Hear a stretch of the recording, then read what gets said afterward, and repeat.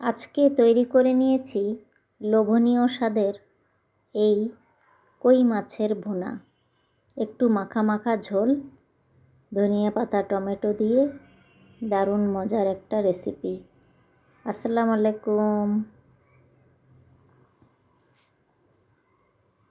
মাছটা প্রথমে হলুদ লবণ মরিচের গুঁড়া দিয়ে ভালো করে মেখে নিয়ে 10 মিনিটের জন্য রেখে দিব। 10 মিনিট পর তেল গরম করে প্যানে ছেড়ে দিব। মাছগুলোকে আস্তে আস্তে ভেজে উল্টিয়ে পাল্টিয়ে ভেজে লাল করে তুলে নেব। মাছগুলো ভাজা হয়ে গিয়েছে। এখন প্যানে দিয়ে দিলাম সরিষার তেল, পেঁয়াজটা একটু হালকা ভেজে নেব। পেঁয়াজটা ভাজা হয়ে গেলে একটু রসুন বাটা দিয়ে নেড়ে চেড়ে কাঁচামরিচ, হলুদ লবণ মরিচের গুঁড়া জিরার গুঁড়া একটু পানি দিয়ে ভালো করে মশলাটা কষিয়ে নেব। মশলাটা ভালো করে কষানো হয়ে গিয়েছে।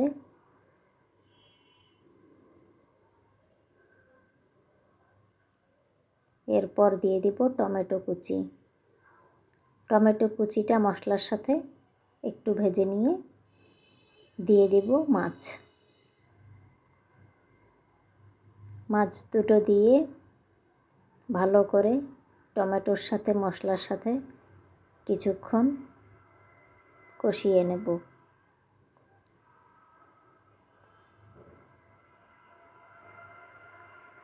এইবার মাছগুলোকে একটু ঢেকে দেব। কিছুক্ষণ ঢেকে জাল দিলে মাছের ভেতরে মশলাটা লবণ খুব সুন্দরভাবে ঢুকে যাবে। এরপর ঢাকনাটা তুলে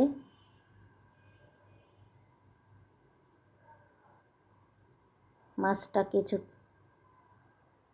কষানো হয়ে গিয়েছে, একটু ঝোলের পানি দিয়ে দিচ্ছি।